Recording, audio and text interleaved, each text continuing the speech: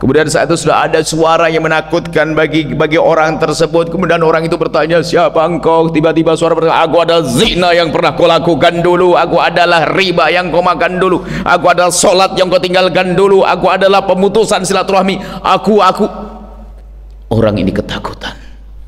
Kemudian datang malaikat. Kalau sudah ketemu orang-orang semacam itu, malaikat akan tampak menyeramkan dengan mata hitam kebiru-biruan, dengan membawa pemukul yang sangat besar, menakutkan. Kemudian dia bertanya dengan suara yang lebih lantang dari halilintar, man rabbuk? Dia ketakutan, tidak bisa lagi menjawab, hanya bisa man rabbuk? Kemudian orang ini akan dipukul, dan ketahuilah pukulan ini jika dipukulkan ke bumi akan hancur. Kita bahkan bangkai paling busuk adalah bangkai manusia. Mau sombong, mententeng karena jabatannya, sombong karena kekayaannya. Kata Imam Ali, memalukan. Saya terheran dengan orang yang bisa sombong. Tuntinuhul arqatu, menjadi bau tidak enak keringatnya. Coba kita pun kalah sama kucing. Kucing setik 1 bulan tidak mandi masih dipeluk sama tuannya. Coba Anda atau kita yang tidak mandi sebulan,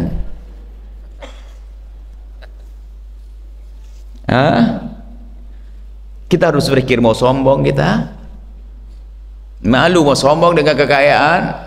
Yang ngasih siapa? Modalnya 100% Allah kasih. Kita berpikir untuk bisnis Allah, tenaga Allah, semuanya Allah. Kemudian setelah itu apa? Setelah terkumpul orang pada ngumpul, kita diangkat, mau dibawa kemana? Dibawa ke sana.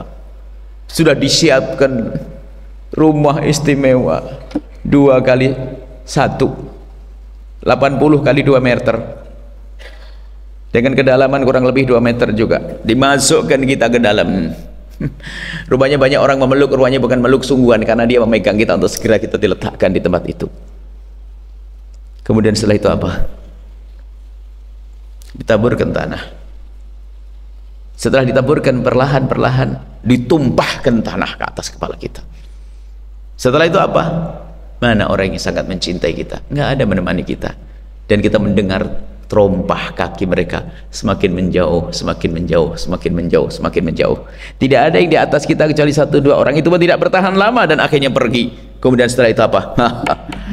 Akan datang kepada kita karena Anda orang-orang semacam ini, Masya Allah, soleh solehah. Tiba-tiba Anda akan mendengar suara yang merdu, lalu Anda bertanya, dia mengucapkan salam, assalamualaikum, lalu Anda bertanya, siapa engkau? Suara itu menjawab, aku adalah sedekahmu dulu, aku adalah solatmu dulu, aku adalah silaturahimmu dulu, aku adalah. Rupanya kebaikan-kebaikan menemaninya, sehingga apa? Dia tenang karena ditemani dengan kebaikannya. Hingga datanglah malaikat yang diperintahkan oleh Allah untuk bertanya kepada siapapun yang meninggal dunia. Akan ditanya orang itu.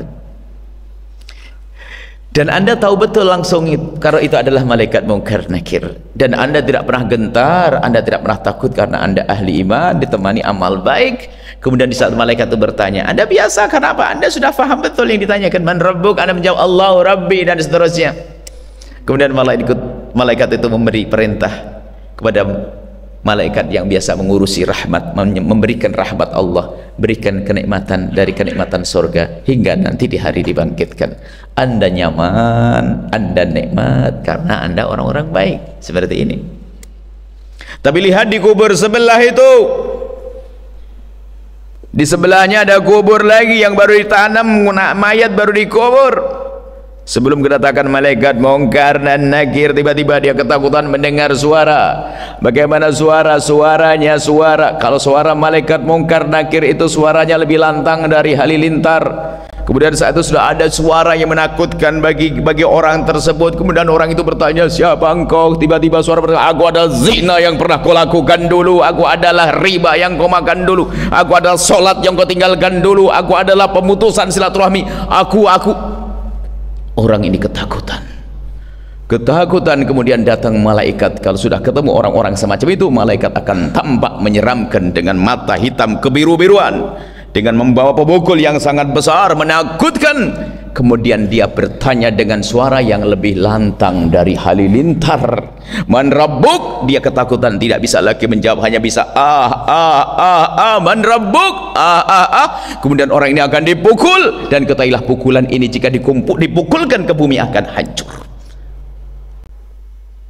Siapakah mereka? Orang bodoh yang tidak menjadi cerdas, tidak menjadi cerdas, tidak berpikir tentang kehidupan di akhirat nanti.